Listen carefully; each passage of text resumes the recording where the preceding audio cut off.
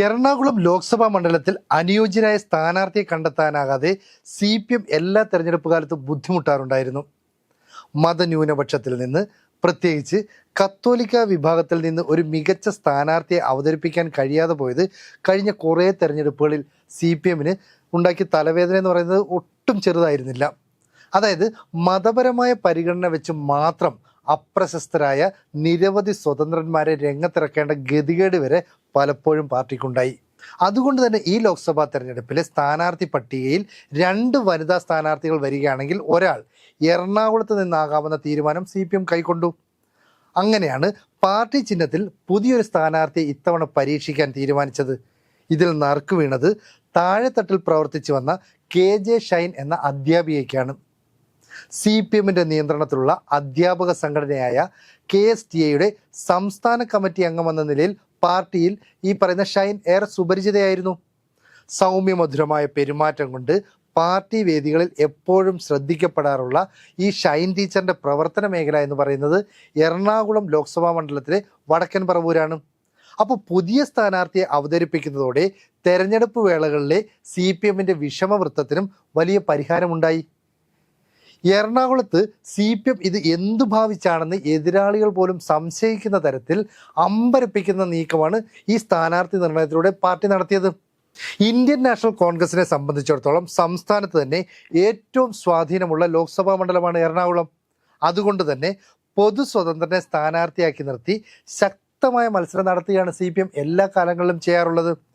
എന്നാൽ ഇത്തവണ പാർട്ടി ചിഹ്നത്തിൽ ഒരു പ്രവർത്തകയെ ഇറക്കി ഒരു കൈ നോക്കാം എന്ന് CPM അങ്ങ് തീരുമാനിച്ചു. അതോടെ അവസരം KJ ഷൈനിലേക്ക് എത്തിച്ചേരുകയും ചെയ്തു. കേരള കാത്തലിക് യൂത്ത് മൂവ്മെൻറ്റിൽ ഉൾപ്പെടെ പ്രവർത്തിച്ചിട്ടുള്ള ടീച്ചറുടെ സ്ഥാനാർത്ഥിത്വം മണ്ഡലത്തിലെ സാമുദായിക സമവാക്യങ്ങൾ ഉപയോഗപ്പെടുത്താനും ഗുണം ചെയ്യുമെന്നാണ് വിലയിരുത്തപ്പെടുന്നത്. എന്തായാലും ന്യൂനപക്ഷം ഭൂരിപക്ഷമായ ജില്ലയിൽ അവരിൽ നിന്നുള്ള ഒരു വനിത തന്നെ ആവട്ടെ സ്ഥാനാർത്ഥിയെന്ന് തീരുമാനിച്ചുവെന്നായിരുന്നു ഒരു മുതിർന്ന നേതാവിൻ്റെ പ്രതികരണം. പറവൂരിലെ രാഷ്ട്രീയ രംഗത്തും സാംസ്കാരിക രംഗത്തും സജീവമാണ് ഈ പറയുന്ന ഷൈൻ ടീച്ചർ. കൂടാതെ മികച്ച പ്രാസംഗിക കൂടിയാണ്. ഇപ്പോൾ ഇവർ പറവൂർ DRCയിലാണ് ജോലി ചെയ്യുന്നത്. പറവൂരിലെ EMS സാംസ്കാരിക പഠന കേന്ദ്രം ഉൾപ്പെടെയുള്ള വേദികളിലൊക്കെ ഇവർ ഒരു നിറ സാന്നിധ്യം തന്നെയായിരുന്നു. സദാ ചിരിക്കുന്ന മുഖവുമായി പാർട്ടിയുടെ എല്ലാ പരിപാടികളിലും പ്രത്യക്ഷപ്പെടാറുള്ള ഷൈൻ ജില്ലയിലെ നേതാക്കൾക്കും പ്രവർത്തകർക്കുമെല്ലാം സുപരിചിത തന്നെയാണ്. കഴിഞ്ഞ 3 ടേമായി വടക്കൻ പറവൂരിലെ നഗരസഭാംഗവുമാണ്. നിലവിൽ നഗരസഭ വിദ്യാഭ്യാസ സ്റ്റാൻഡിംഗ് കമ്മിറ്റി ചെയർപേഴ്സൺ എന്ന നിലയിലും പ്രവർത്തിക്കുന്നു. അപ്പോൾ ഊർജ്ജസ്വലമായ സാന്നിധ്യം കൊണ്ട് എതിരാളികളുടെ കോട്ടകളിൽ പോലും വിള്ളലുണ്ടാക്കിയാണ് നഗരസഭാ തെരഞ്ഞെടുപ്പുകളിൽ ഷൈൻ വിജയിച്ചതെന്നാണ് താഴെ തട്ടിൽ നിന്ന് CPMന്റെ ജില്ലാ നേതൃത്വത്തിന് ലഭിച്ച റിപ്പോർട്ട്. ഈ 3 തവണയും UDFന് മേൽക്കൈയുള്ള മേഖലകളിൽ നിന്നാണ് ഇവർ ജയിച്ചു വരികയും ചെയ്തത്.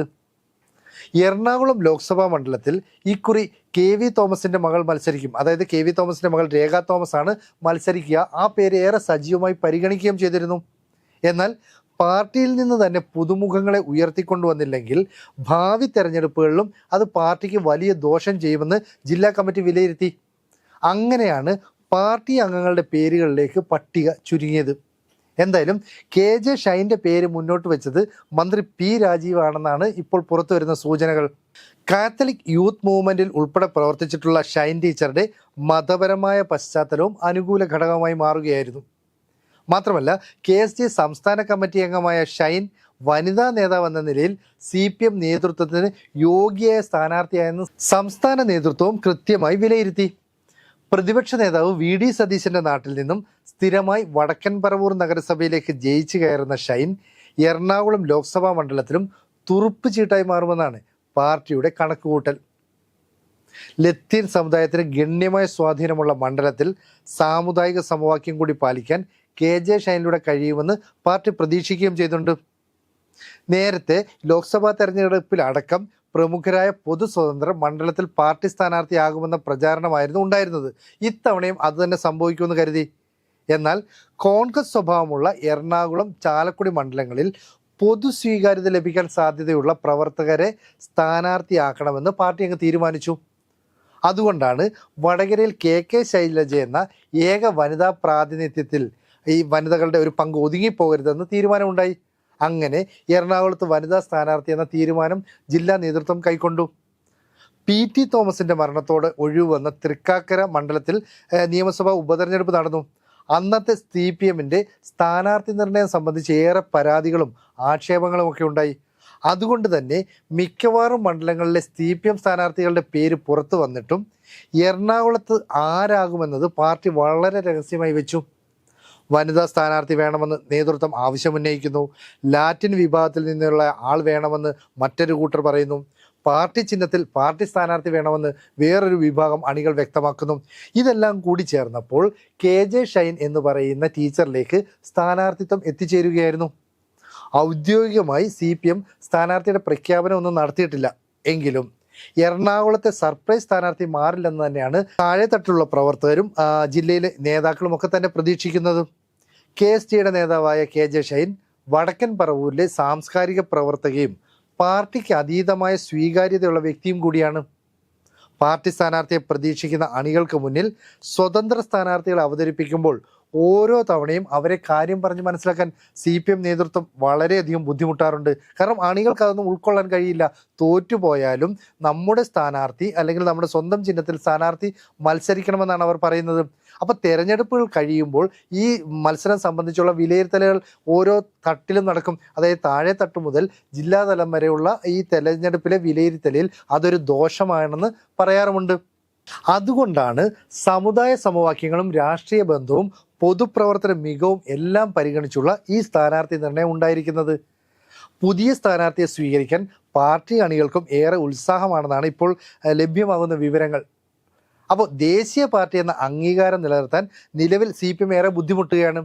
അപ്പോൾ CPM സ്ഥാനാർത്ഥി നേടുന്ന വിജയവും സമാഹരിക്കുന്ന വോട്ടുമൊക്കെ ഇത്തവണ വളരെ പ്രധാനമാണ് പാർട്ടിക്ക്. എന്തായാലും CPM നേതൃത്വം കണ്ടെത്തിയ പുതിയ സ്ഥാനാർത്ഥിയെ സ്വീകരിക്കാനായി പാർട്ടി അണികൾക്കും വളരെയധികം ഉത്സാഹമുണ്ട്. ദേശീയ പാർട്ടി എന്ന അംഗീകാരം നിലനിർത്താൻ നിലവിൽ CPM ഏറെ ബുദ്ധിമുട്ടുന്നുണ്ട്. കാരണം ഈ ചെങ്കൊടിയുടെ സ്വാധീനമുള്ള അപൂർവം സംസ്ഥാനമായി കേരളം മാറിയിരിക്കുകയാണ്. അതുകൊണ്ട് തന്നെ ഈ CPM സ്ഥാനാർത്ഥികൾ നേടുന്ന വിജയം, അവർ സമാഹരിക്കുന്ന വോട്ട്, ഇതെല്ലാം പാർട്ടിക്ക് വളരെ നിർണായകമാണ്. ഇതോടൊപ്പം വലതുമാറി ഇടത്തേക്കെത്തിയ ഒരു മുൻ മന്ത്രിയും കോൺഗ്രസ് നേതാവുമൊക്കെ ഉണ്ട്. അതാണ് KV തോമസ്. അദ്ദേഹത്തിൻ്റെ മാറ്റം ഹൈബി ഈഡന് ഭീഷണിയാകുന്നുണ്ടോ എന്നതിനുള്ള ഉത്തരവും കൂടിയാവും ഈ തെരഞ്ഞെടുപ്പ് നൽകുക. എന്തായാലും UDF കോട്ടയായ എറണാകുളത്ത് CPMന്റെ വനിതാ സ്ഥാനാർത്ഥി എന്ന പരീക്ഷണം വിജയമാകുമോ എന്നത് കാത്തിരുന്ന് തന്നെ നമുക്ക് കാണേണ്ടി വരും.